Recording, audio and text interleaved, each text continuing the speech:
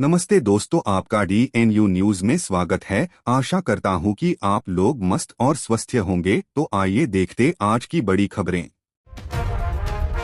Israel के परमाणु केंद्र के पास भीषण हमला। ईरान ने इजरायल के परमाणु अनुसंधान केंद्र वाले शहर डिमोना और पास के अराद पर मिसाइल हमला किया है। इजरायल के अनुसार इस हमले में 100 से अधिक लोग घायल हुए हैं और कई रिहायशी इमारतें तबाह हो गई हैं।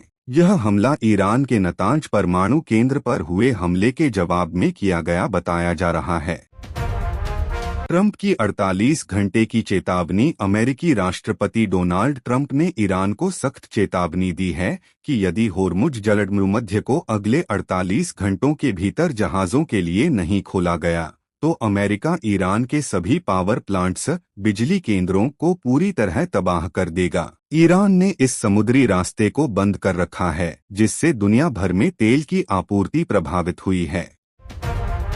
प्रधानमंत्री ने आज विश्व जल दिवस के अवसर पर देश भर में जल संरक्षण के लिए नए डिजिटल निगरानी तंत्र का उद्घाटन किया। केंद्र सरकार ने जल जीवन मिशन के तहत अगले 2 वर्षों में हर गांव तक स्मार्ट मीटरिंग पहुंचाने का लक्ष्य रखा है। इसरो का गगनयान मिशन के लिए महत्वपूर्ण परीक्षण। भारतीय अंतरिक्ष अनुसंधान संगठन ने आज श्रीहरिकोटा से गगनयान के क्रू मॉड्यूल के लिए एक और सफल ड्रॉप टेस्ट पूरा किया। यह परीक्षण मिशन की सुरक्षा प्रणालियों को पुख्ता करने के लिए किया गया, जो 2026 के अंत तक मानव उड़ान के लिए महत्वपूर्ण है। प्रमुख शहरों में हीटवेव का अर्ली अलर्ट। मौसम विभाग ने उत्तर और मध्य भारत के कई राज्यों के लिए समय से पहले हीटवेव की चेतावनी जारी की है। इस साल मार्च में ही तापमान सामान्य से 4 से 5 डिग्री सेल्सियस अधिक दर्ज किया जा रहा है, जिससे बिजली की मांग में अचानक उछाल आया है। भारतीय अर्थव्यवस्था 2026 की पहली तिमाही के सकारात्मक संकेत। RBI की ताज़ा रिपोर्ट के अनुसार भारत की GDP विकास दर इस तिमाही में 7.2% रहने का अनुमान है। घरेलू खपत और बुनियादी ढांचे में निवेश के चलते भारत दुनिया की सबसे तेजी से बढ़ती बड़ी अर्थव्यवस्था बना हुआ है। डिजिटल इंडिया 6G रिसर्च के लिए नए लैब का उद्घाटन। IT मंत्रालय ने आज बेंगलुरु में भारत की पहली समर्पित 6G रिसर्च लैब का उद्घाटन किया। इसका उद्देश्य वैश्विक दूरसंचार मानकों में भारत की हिस्सेदारी बढ़ाना और भविष्य की कनेक्टिविटी को स्वदेशी बनाना है। सेमीकंडक्टर हब की ओर बढ़ते कदम। गुजरात के बाद अब तमिलनाडु में एक बड़े अंतर्राष्ट्रीय सहयोग के साथ नए सेमीकंडक्टर प्लांट की आधारशिला रखी गई। यह परियोजना भारत की इलेक्ट्रॉनिक्स और ऑटोमोबाइल चिप्स की निर्भरता को विदेशों से कम करेगी। वैश्विक जलवायु शिखर सम्मेलन। जिनेवा में आज से शुरू हुए अंतर्राष्ट्रीय जलवायु सम्मेलन में 100 से अधिक देशों ने प्लास्टिक प्रदूषण को 2030 तक शून्य करने की शपथ ली। भारत ने इस मंच पर विकासशील देशों के लिए उचित क्लाइमेट फंडिंग की वकालत की।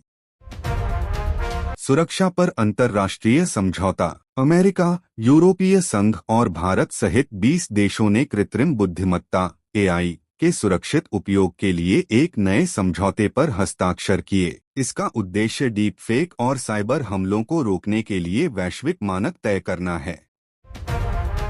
मध्य पूर्व में शांति बहाली की नई कोशिशें। सऊदी अरब और अन्य मध्य पूर्वी देशों के बीच व्यापार और सुरक्षा को लेकर एक ऐतिहासिक द्विपक्षीय वार्ता आज संपन्न हुई। इस वार्ता का उद्देश्य क्षेत्र में तनाव कम करना और आर्थिक गलियारों को मजबूत करना है। वैश्विक शेयर बाजारों में हलचल। अमेरिकी फेडरल रिजर्व के नीतिगत फैसलों के बाद आज एशियाई और यूरोपीय बाजारों में उतार चढ़ाव देखा गया। कच्चे तेल की कीमतों में मामूली गिरावट से भारत जैसे आयात करने वाले देशों को राहत मिलने की उम्मीद है। जापान में नई ऊर्जा तकनीक का अनावरण। जापान की प्रमुख ऑटोमोबाइल कंपनियों ने आज एक ऐसी हाइड्रोजन तकनीक पेश की है जो भारी ट्रकों के लिए गेम चेंजर साबित हो सकती है। यह तकनीक कार्बन उत्सर्जन को लगभग शून्य करने का दावा करती है। संयुक्त राष्ट्र यूएन की खाद्य सुरक्षा रिपोर्ट यूएन ने अपनी ताज़ा रिपोर्ट में चेतावनी दी है कि जलवायु परिवर्तन के कारण अफ्रीका और दक्षिण एशिया के कुछ हिस्सों में खाद्यान्न संकट बढ़ सकता है। रिपोर्ट में अंतर्राष्ट्रीय स्तर पर अनाज वितरण को सुगम बनाने की अपील की गई है। ऐसे ही डेली बड़ी खबरों को देखने के लिए डीएनयू न्यूज़ को सब्सक्राइब करें। धन्यवाद।